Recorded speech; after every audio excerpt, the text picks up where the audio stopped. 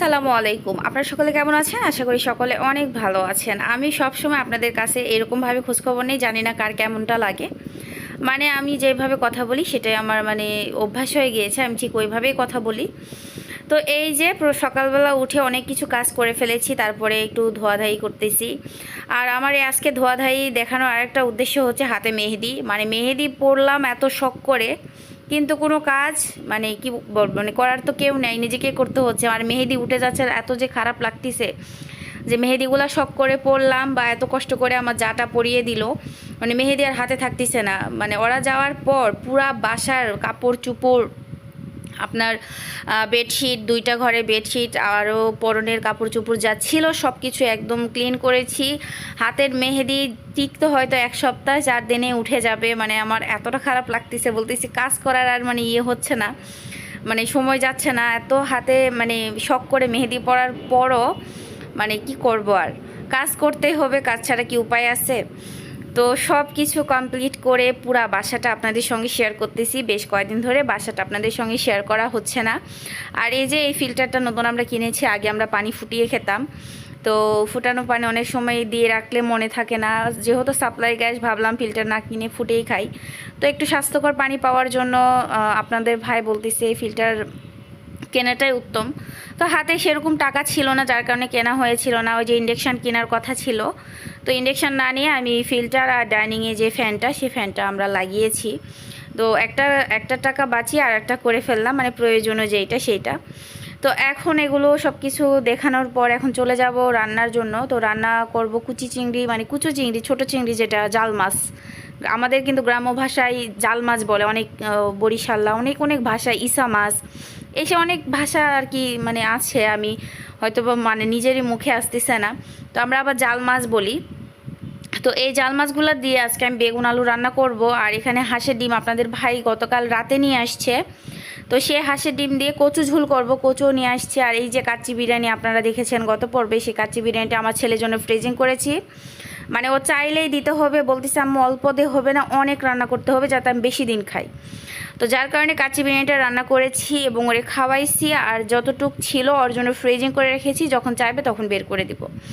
তো এগুলো সব কিছু গোছগাছ করে রেখে তারপরে আমি এই যে ডিম বের করে নিয়ে আসছি। আর কচুগুলো ভালো করে ক্লিন করে পরিষ্কার করে ধুয়ে নিয়ে তারপরে আমি এটাকে সেদ্ধর জন্য বসিয়ে দিব প্রেশার কুকারে। আর কয়েকদিন ধরে গ্যাসের যে প্রবলেম, সাপ্লাই লাইনের গ্যাসের যে প্রবলেম, দুপুরে রান্না করা যাচ্ছে না। তো রাত্রে ছেলেকে পড়াতে হয়, অনেক চাপ হয়ে যায়, রান্না করতে আসলে ছেলের প্রতি আমার অযত্ন হয়ে যায়। যার কারণে আমি একটু চেষ্টা করি দুপুরে রান্নাটা শেষ করার জন্য, যাতে রাতে আমি ওর সঙ্গে সময় দিতে পারি, ওর সঙ্গে পড়া করাতে পারি বা খেলাধুলা করতে পারি। আবার সাইকেল নিয়েছে, সাইকেল নিয়ে একটু ছাদে যেতে পারি। তো এই জন্য আমি দুপুরে চেষ্টা করি রান্নাগুলো কমপ্লিট করার জন্য। কিন্তু গ্যাসের যে প্রবলেম, গ্যাসের প্রবলেম না থাকলে আমার কোনো সমস্যা ছিল না রান্নাটা কমপ্লিট করতে। আর হ্যাঁ, আপনাদের বলি, আমার গত ভিডিওতে দেখেছেন হাঁসের মাংসর রান্না। তো আমি ইদানিং বাটা মশলা পাটায়, শিল পাটায় বেটে আমি রান্নাগুলো করতেছি। আসলে অনেক মজা, কিন্তু কষ্ট আর সময় সাপেক্ষের জন্য আমরা সবসময় ব্লেন্ডার করেই খাই। আমি হয়তো করতেছি, এখন আবার 2 দিন পর দেখবো যে শখ মিটে গেলে আবার দেখতেছি আবার ব্লেন্ডার বের করে ব্লেন্ড করব। তো যাই হোক, যতদিন শখ ইচ্ছা ধৈর্য আছে ততদিন করি। তো এটা বাটবো, আমি শিলপাটাতে বাটবো, যার কারণে রসুন আর আদাগুলো কেটে নিয়েছি, ছিলে কেটে আমি রেখে দিয়েছি বেটে নেওয়ার জন্য। আর এখানে বেগুন কাটতেছি, বেগুন আমি চচ্চড়ি করব হাতে মাখিয়ে। এই তরকারিটা আমার অনেক পছন্দ, সেটা আপনারা সবাই জানেন। আমার জন্মগত থেকে শুরু করে আমি এটা খেয়ে অভ্যস্ত, যার কারণে আমার এই চচ্চড়িটা হাতে মাখিয়ে আমার অনেক ভালো লাগে। আর আপনারা শুধু চচ্চড়ি দেখেন কেন? হ্যাঁ, চচ্চড়ির পাশাপাশি যে ভাজি, ভর্তা, ঝোল করি, সেগুলো কি আপনাদের চোখে পড়ে না? হ্যাঁ, তো চচ্চড়ি রান্না করলে আপনাদের প্রবলেম, আপু আপনি একটু হাতে মাখানো তরকারি একটু বেশি রান্না করেন, অনেকে এরকম কমেন্ট আমি পাই। যদিও খুব একটা বড় চ্যানেল আমার না, ছোটোখাটো 2-1টা কমেন্ট আসে, কিন্তু বেশিরভাগ কমেন্টগুলো এরকম আসে যে আমি হাতে মাখানো তরকারি বেশি রান্না করি, যেমন গরুর মাংস, হাঁসের মাংস, মুরগির মাংস। তো আমার যেগুলো আরও অন্যান্য রান্নাগুলো আছে, আমার পেজে একটু নক করে আসবেন গিয়ে, যে আমি শুধু ওই রকমই রান্নার ভিডিও আপনাদের সঙ্গে শেয়ার করি, না নানানবিধ রান্নার আপনার ভিডিও শেয়ার করি।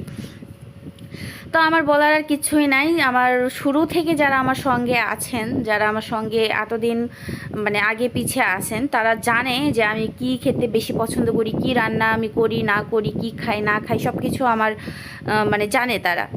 তো নতুন করে বলার আর কিছুই নেই। তা বাদেও কিছু কিছু আপুরা আবারও কমেন্ট করার জন্য আমার এই কথাগুলো আজকে বলা। আসলে ভাই সত্যি আমার খুবই ভালো লাগে হাতে মাখিয়ে এভাবে রান্না করলে। আমার হাতে রান্না যদি মানে অনেকে খায়, মানে কেউই খায় নাই, কিছু কিছু যারা খেয়েছে তারা জানে আমার হাতে রান্না মজা কি মজা না। আসলে আমি খুব ভালো রান্না করতে পারি। মানে হয়তোবা আমি তো আল্লাহ না যে আমার কোনো কিছু ভুল হবে না, বা আমি সৃষ্টিকর্তা না যে আমার সব কিছুই যে একরকম হবে, এমনটা না। আমারও 19-20 হয়, আমারও খাবারে একটু স্বাদ কম বেশি হয়, কিন্তু আমি অনেক ভালো রান্না করতে পারি আলহামদুলিল্লাহ। শুধু রান্না না, আমি সব কাজে আলহামদুলিল্লাহ অনেক গুছিয়ে গেছে করার চেষ্টা করি এবং করতে পারি। সাংসারিকের মেয়ে হিসাবে যতটুকু প্রয়োজন, সংসার করার জন্য একটা মেয়ে যতটুকু গুণ প্রয়োজন, আমার আলহামদুলিল্লাহ আল্লাহ তাআলা আমাকে সব কিছু দিয়েছে। সবার সঙ্গে মানিয়ে গুছিয়ে নিয়ে থাকার, মানে সব কিছু কষ্ট হলেও মুখ মুজে সহ্য করার, সব কিছু মানে এভরিথিং, কোনো কিছু আমার আর বলার নেই। তো যতই খারাপ লাগুক ভালো লাগুক সব কিছু মেনে নিয়ে সংসার জীবন। আর কথা বলতে বলতে আমার চিংড়ি মাছগুলো সুন্দরভাবে ধুয়ে নিয়েছি, তরকারিগুলো ধুয়ে নিয়েছি, পেঁয়াজ কাঁচামরিচ আর এই যে এই আদা রসুন বাটাটা আমি এখন করে নিব, মানে মশলাটা আমি বেটে নিব। তো এখানে আস্ত জিরা আমি দিয়ে দিচ্ছি। আর এই যে ছোট্ট একটা কিউট পাটা আমার, এটা আমার সংসার জীবনে ফার্স্ট টাইম মানে পাটা। আর শিলটা আমার শাশুড়ির কাছ থেকে আমি নিয়ে আসছিলাম, মানে পাটাও ছিল বাসায় কিন্তু নিয়ে আসাই তো মুশকিল। বাসায় তো সব কিছুই থাকে কিন্তু তো নিয়ে আসা যায় না। তো নতুন নতুন সংসার জীবন খুবই কষ্টের ছিল। যখন আমি আসি একদম ছোট্ট একটা জাজি ফেলে না নিচে ফ্লোরে বিছানা করেছিলাম বেশ 4-5 মাস। তারপরে টুকটুক টুকটুক করে আস্তে আস্তে আস্তে আস্তে ছোট্ট একটা সিঙ্গেল রুমে আমি থাকতাম। তো সব কিছু টুকটুক করে গোছাতে গোছাতে আজকে এই পর্যায়ে আপনারা যা দেখতেছেন, আমার সব কিছু নিজে থেকে করা, কারো হেল্প ছাড়াই, কারো কাছ থেকে 1 পয়সা না নিয়ে, নিজের পরিশ্রম, নিজে ঠিক না আমার হাজব্যান্ডের পরিশ্রম, আমি এখনও পর্যন্ত কোনো আর্নিং আমার হয় না। তো আমার হাজব্যান্ড নিজের যোগ্যতায় নিজের রোজগারে এগুলো সব কিছু করা। আমার বাসায় একটা সুতাও যদি দেখেন সেটাও আমার হাজব্যান্ডের টাকায় কেনা। এখানে কিন্তু কোনো রকমের কেউ হেল্প করে নাই, কোনো রকমের কেউ কিচ্ছুই দেয় নাই। মানে আমার বাবা বাড়ি হোক আর শ্বশুরবাড়ি হোক, আমাদের নিজের থেকে, মানে আমার হাজব্যান্ডের নিজের ইনকামের এগুলো সব কিছু, যার কারণে আমার মানে গর্ব হয় যে আমার এগুলো সব কিছু। কেউ বলতে পারবে না যে এটা আমার, এটা আমি দিয়েছি, এরকমটা না, সব কিছুই আমার। তো কথা বলতে বলতে আমার মশলা বাটাটা শেষ। আমি আদা রসুন সুন্দরভাবে জিরার সঙ্গে বেটে নিয়েছি। আর হাতে মাখানো তরকারি, কাঁচামরিচ, পেঁয়াজ, ঝাল, লবণ, হলুদ, বাটা মশলা সব কিছু দিয়ে তেল তুল দিয়ে সুন্দরভাবে হাতে মাখিয়ে নিচ্ছি। এখন এই চিংড়ি মাছগুলো দিয়ে একটু নাড়াচাড়া দিয়ে সেদ্ধর জন্য পানি দিয়ে বসিয়ে দিব রান্নায়। তো এই আর কি। আসলে ছোট থেকে মানুষ কিভাবে বড় হয় দেখা যায় না। আমার কিন্তু 10 বছর রানিং আমার বিয়ের বয়স, দেখতে দেখতে 10টা বছর চলে গিয়েছে। অনেক ছোটোবেলা আমার বিয়ে হয়েছে, যখন আমি ক্লাস 9-এ উঠি আর কি, সবে মাত্র ঠিক তখন। তো আলহামদুলিল্লাহ আপনাদের ভাই অনেক কষ্ট করে আমাকে এসএসসি পরীক্ষাটা দেওয়াইছে। তো পড়াশোনার সুযোগ থাকলেও আমি নিজ থেকে করতে চাই নাই। মানে একটা মেয়ে যখন সংসার জীবনে ঢুকে যায় তখন পড়াশোনার দিকে এত ফোকাস দিতে পারে নাই, বিশেষ করে তো আমার পক্ষে থেকে হয় না, হয়তো বা সবাই এরকমটা নাও হতে পারে। কারণ আমাদের গ্রামে বাড়ি সবাই পড়াশোনার দৃষ্টিটা ভালো চোখে দেখে না। তো একক অঞ্চলের একক ইয়ে। তো আমারও ইচ্ছে ছিল না পড়াশোনার দিকে ফোকাস দেওয়া, আমার সংসারটাই করতেই বেশি ভালো লাগতো। তো আপনাদের ভাই আর জোর করে নাই, বলতেছে তোমার যেটা ভালো লাগে তুমি সেটাই করো। আর আমার কম শিক্ষার যোগ্যতা নিয়ে তার কোনো আপত্তি নাই, তার কোনো ইয়ে নাই যে আমি সংসারটা গুছিয়ে করতে পারি, এটা আলহামদুলিল্লাহ। এমনটা না যে আমি মানুষের সামনে চলতে পারি না, যে সমাজে আমাকে নিয়ে চলা যাবে না, এমনটাও না। আমি আলহামদুলিল্লাহ সব কিছুতে অনেক স্মার্ট মানুষ, অনেক স্মার্ট, মানে স্মার্ট না স্পার্ট, মানে সব কিছুতে পারদর্শী। তো আলহামদুলিল্লাহ। তো এখানে কিন্তু কথা বলতে বলতে চচ্চড়িটা আমার এক চুলাই হচ্ছে, কারণ গ্যাসের অনেক প্রবলেম। গ্যাসের জন্য আমি এক চুলাতেই রান্না করতেছি, একটা চুলা অফ রেখে। তো একটা চুলাতে আমি চচ্চড়ি বসিয়ে দিই। এখানে কচুগুলো আমি সেদ্ধ করে, মানে প্রেশার কুকারে সেদ্ধ করে নিয়েছিলাম, সেই কচুগুলো সুন্দরভাবে আমি আপনার হলো ছিলে নিয়েছি। আর এখানে হাঁসের ডিম, আপনাদের ভাই কিন্তু হাঁসের ডিমে ঝোল খেতে অনেক পছন্দ করে, সেটা হোক কচু বা সেটা হোক আলু। তো আজকে কচু দিয়ে রান্না করতেছি। আমার কচুটা অনেক পছন্দের একটা সবজি না কি এটা, মানে বলতে পারতেছি না এটা কি ধরে।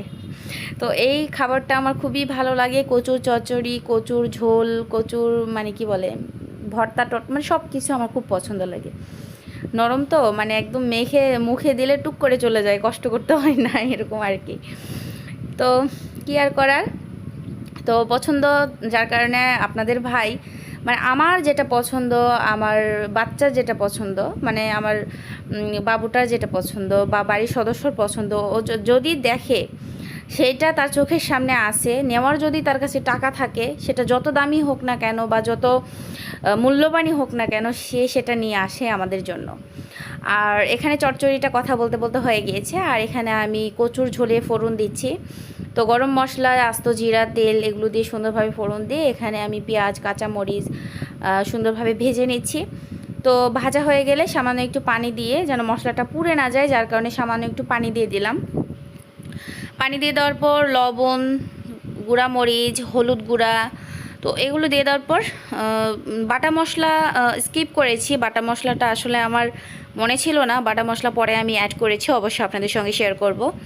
তো সুন্দরভাবে এটাকে মশলাগুলো কষিয়ে নেওয়ার পর তখন আমি কচুগুলা দিয়ে দিলাম। কচুগুলো এত পরিমাণে সেদ্ধ হয়েছে, মানে গতবার কচু নিয়ে এসেছিলো, কচু খুব একটা ভালো সেদ্ধ হয়েছিল না। আপনাদের ভাই বলতেছে আজকের কচু যদি সেদ্ধ না হয় আমি কোনো দিনও কচু আর মানে বাড়িতে নিয়ে আসবো না। তো অনেক সুন্দর কচু ছিল। তো সুন্দরভাবে এটাকে মানে ভেজে নিচ্ছিলাম। তো আমি ভুলে গিয়েছিলাম ডিমটা ভাজার জন্য, যেহেতু আমি এক চুলাতে রান্না করতেছি গ্যাসের প্রবলেমের জন্য। তো ওইটা আমি একপাশে নামিয়ে রেখে এই ডিমগুলো একটু ভালো করে হালকা ব্রাউন করে ভেজে নিব। এই সুন্দর একটা কালার চলে আসছে। এখন আমি এটাকে নামিয়ে নিয়ে কচুগুলো ভেজে নিচ্ছি। আর এর মধ্যে বাটা মশলা আমি এখন অ্যাড করব, কারণ আমার বাটা মশলা দেওয়ার কথা আমি ভুলে গিয়েছিলাম। তো এটা আমি স্কিপ করে ফেলেছি হয়তো বা, কিন্তু আমি এর মধ্যে বাটা মশলাটা দিয়ে দিয়েছিলাম। বাটা মশলা দিয়ে সুন্দরভাবে এটাকে আমি একদম শুকনা করে ভেজে নিয়েছি। একদম শুকনা করে, মানে যতক্ষণ পর্যন্ত পানি না শুকাচ্ছে ততক্ষণ পর্যন্ত সুন্দরভাবে ভেজে নিয়েছি। তো মশলা যেহেতু আমি কাঁচা মশলাটা এখানে অ্যাড করেছি, মনে না থাকলে আপনারা এভাবে করতে পারবেন, দেখবেন যে গন্ধ লাগবে না। যদিও টেস্টটা একটু বেশি ভালো আসে কষানো মশলাতে মশলা দেওয়ার জন্য, কিন্তু মনে না থাকলে কি করার, মন ভোলা পণ্ডিত হয়ে গেছি আমি। তো যাই হোক, তো মনে ছিল না, যার কারণে আমি এখানে দিয়ে সুন্দরভাবে কষিয়ে কাশিয়ে নেওয়ার পর তারপরে ঝোল দিয়ে দিয়েছি। আর এখন ঝোল দিয়ে দেওয়ার পরই আমি ডিমের যে তেল আর ডিম যেটা ছিল সবগুলো দিয়ে দেওয়ার পর সুন্দরভাবে বলকায়ে নিচ্ছি। আর ঝাল লবণগুলো একদম এগোরি ছিল। কচু তরকারি কিন্তু খুব একটা টকটকে কালার আসে না, কারণ কচু তরকারি অনেক আপনার কি বলে থকথকে হয়, ঘন হয়, যার কারণে এটা কালার খুব একটা বেশি আসে না। তো টালা জিরা করে নিয়েছিলাম। টালা জিরা দিয়ে দেওয়ার পর ভালো করে নাড়াচাড়া দিয়ে আমার রান্না একদম কমপ্লিট হয়ে গেছে। আজকে ভিডিও কেমন লেগেছে অবশ্যই কমেন্টে জানাবেন। ভালো লাগলে লাইক, কমেন্ট, শেয়ার, চ্যানেলটিকে সাবস্ক্রাইব অ্যান্ড ফলো দিয়ে রাখবেন ফেসবুকে। সকলে ভালো থাকুন, সুস্থ থাকুন। আল্লাহ হাফেজ, আসসালামু আলাইকুম।